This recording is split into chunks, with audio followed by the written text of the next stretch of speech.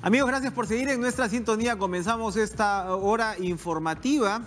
Así es, comenzamos ya a las 8:04 de la mañana, esta hora informativa. Bueno, comentando uno de los titulares que les acabamos de comentar con Carla Jarada. Marcelo Odebrecht no dejaría el penal. En realidad es más que un trascendido. Ya se sabe en Brasil que él ha negociado pasar buena parte, la mayoría de su pena, que es bastante significativa, en su casa. Lo que estamos hablando es de un arresto domiciliario.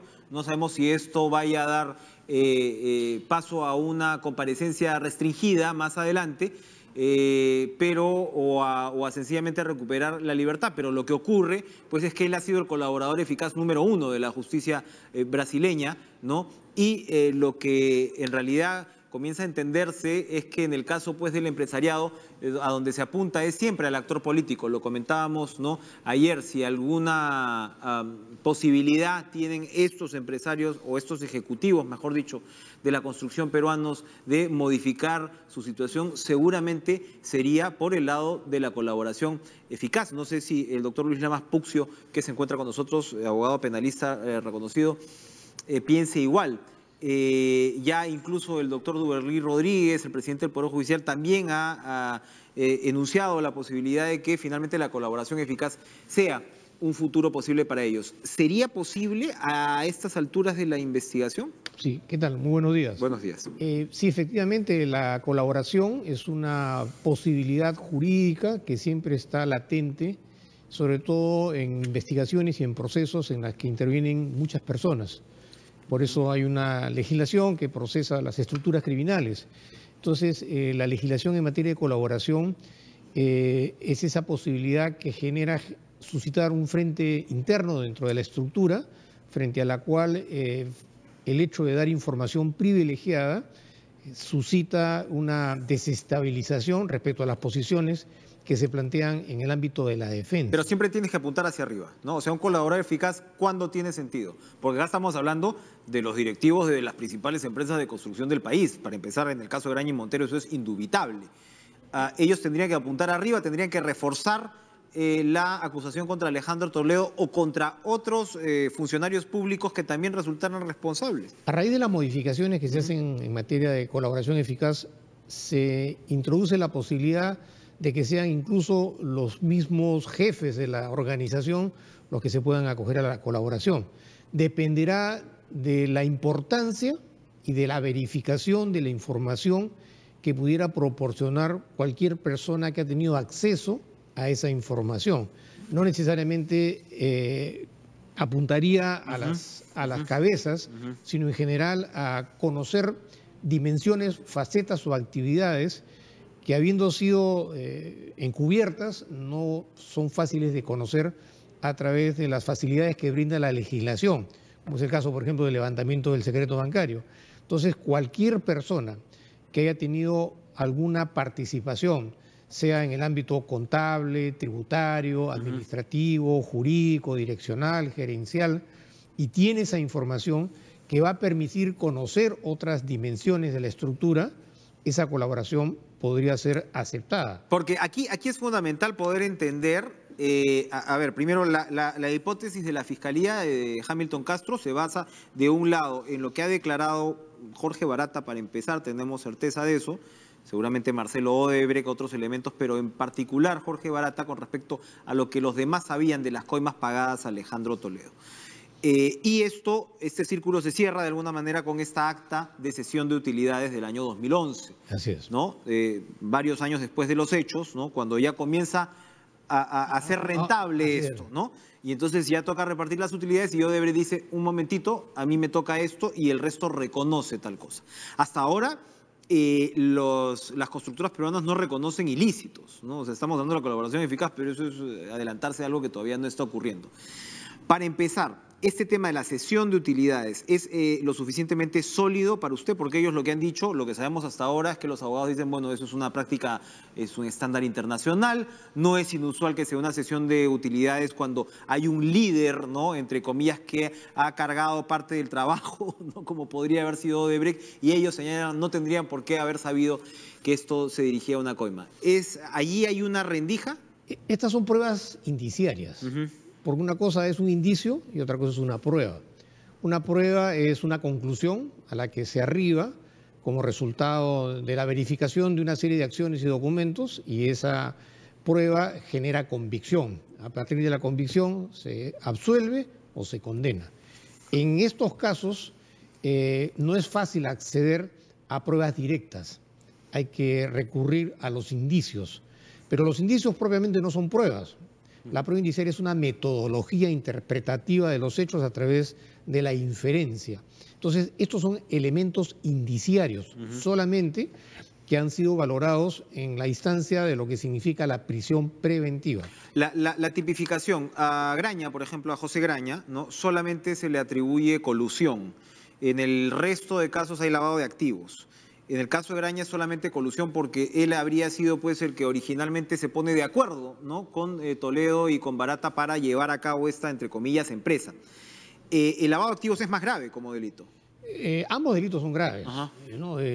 Una colusión agravada puede implicar una pena hasta de 15 años de pena privativa de la libertad. Lo mismo en el caso del lavado de activos, son penas que fluctúan entre los 15 o los 20 años. ¿Y eso determina también la decisión de la prisión preventiva? No necesariamente. No necesariamente. La ley procesal establece una exigencia, un requisito para que proceda la detención preventiva, que los delitos que son motivo de la investigación tienen que superar los 4 años de pena privativa de la libertad. En este caso, tanto colusión como eventualmente lavado de activos supera largamente esa exigencia de carácter procesal.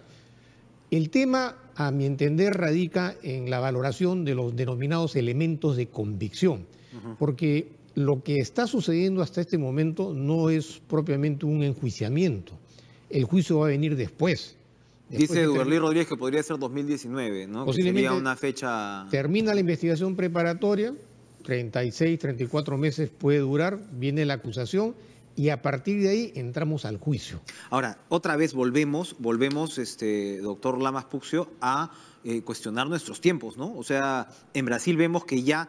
O sea, en Brasil, ¿qué pasó? Tiene 77, ¿no? 77 empresarios de Odebrecht que han terminado como colaboradores eficaces, comenzando por Marcelo Odebrecht, como lo decíamos, pero bueno, esta es gente la cual ya está sentenciada, ¿no? Ya ha tenido juicios muy rápidos. Acá estamos hablando de 3 años todavía para iniciar un juicio con el consecuente cuestionamiento a una medida como la de la prisión preventiva, porque uno dice, bueno, ok, yo no sé si sean inocentes, ¿no? O culpables, pero el hecho es que están 3 años metidos en cana sin ni siquiera haber comenzado el juicio. Ahí otra vez deberíamos replantearnos esos tiempos, ¿o no? Yo quiero pensar en términos positivos, ¿no? La solicitud que hace la Fiscalía de la prisión preventiva implicó consolidar la mayor cantidad de información posible para para que el pedido no fuera desestimado por el juez de la investigación preparatoria. Entonces, eso me imagino que... Ya es una argumentación lo suficientemente convincente. Y requirió tiempo. ¿Por qué? Porque mucha de esta información está fuera de la jurisdicción nacional. Ha habido que esperar información que ha venido incluso desde Europa a través del levantamiento del secreto bancario, y eso toma tiempo, pensando positivamente. ¿Se justifica que no se haya escuchado a la otra parte en este caso? Porque hasta hace 2 semanas, Graña y Montero dijo, a mí no me han notificado de nada, ¿no? Y claro, todo indica que esto se ha basado sobre todo en la versión de los colaboradores de Barata y en los papeles del consorcio, ¿no? Donde está el tema de la cesión de utilidades y todo esto. ¿Es en un proceso de estos dable que se dicte una medida con estas características sin haber en esencia escuchado a la otra parte? Bueno, han estado los abogados que han hecho sus alegatos. Ahí es donde se ha dado esto. Claro, ¿no? Como te digo, esta es una decisión de carácter preventivo, no es el juicio. Los abogados y las partes van a tener todas las posibilidades de ofrecer todas las pruebas que consideren convenientes y someterlas a un contradictorio. Pero con los involucrados en prisión. ¿Por qué? Porque lo que debe haber primado ahí es, en principio, los elementos de convicción, en el sentido de una vinculación a través de los indicios. El segundo tema es el tema del arraigo, ¿no? Que no solamente el arraigo, por lo menos como lo están interpretando, implica tener un domicilio conocido o un trabajo en el cual uno pueda ser ubicado. Acá lo que se ha valorado también es las condiciones económicas de estas personas, la frecuencia con que viajaban al extranjero, el hecho de que algunos tuvieran pasaportes visas, tuvieran familiares, ¿no? Que claro, en base a la experiencia de lo que se ha visto en los últimos tiempos, tampoco es que saliendo del país están libres, porque ahí va aparecer el tema de la extradición. Se ha puesto el caso de Gustavo Salazar, el empresario, como antecedente, ¿no? Claro. O sea, que él sí se fugó. El tema de la prescripción, que es un punto de defensa de algunos de los abogados, que estos delitos ya habrían prescrito en algunos casos. Bueno, eso tendrá que hacerse valer en la etapa de la investigación preparatoria. ¿Cuándo prescriben? Dependerá, lo que pasa es que habría que analizar los momentos en los cuales se suscitaron todos estos hechos, porque no han sido propiamente un delito de resultado, sino habría sido un delito de carácter continuado. Entonces habrá que valorar los tiempos, la legislación que estaba vigente en el momento que se suscitaron esos hechos y un análisis doctrinario sobre las características o las exigencias de lo que significa declarar la prescripción de un delito, pero son medios de defensa que, por supuesto, la defensa podrá hacerlos valer en su oportunidad, tomando en consideración lo que estoy señalando. Para ir terminando, hay quienes dicen que el juez Richard Concepción Carguancho es un juez canero. ¿A usted le da esa impresión a estas alturas? Yo no creo que sea un juez propiamente canero, o como se dice. Pues, como ¿no? se dice, seguramente, ¿no? Es un juez que está aplicando la ley. En algunos casos sí me parece que ha habido algunos excesos, sobre todo en el tema de Ollantumala, pero por otro lado es un tema que tiene muchas connotaciones políticas, sociales, económicas, y creo también que hay que manejarse con bastante mesura y con bastante tino para no generar algunas deformaciones en la interpretación de los hechos. Hay una norma que avala esta decisión. Esta decisión ha sido motivo de una apelación.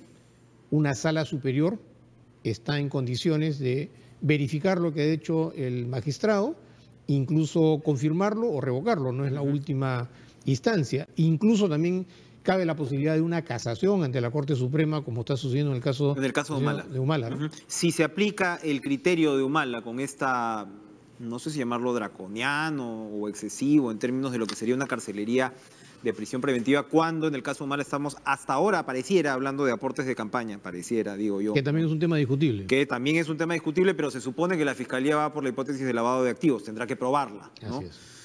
Pero es grave pues tener pues a una pareja, uno que ha sido presidente de la República, ¿no? en esas condiciones. Ok, pero digamos, lo que podría ocurrir si se aplica ese mismo criterio es que Susana Villarán termine en la cárcel con prisión preventiva, porque en este caso estamos hablando igual de aporte de campaña, pero de una funcionaria. En el caso de Humala no era funcionario ni siquiera. Los mismos precedentes agravados por la condición de funcionario. Lo que hay que recalcar es que la prisión preventiva en nuestro país se ha desnaturalizado en los últimos años, cuando debería ser una medida excepcional.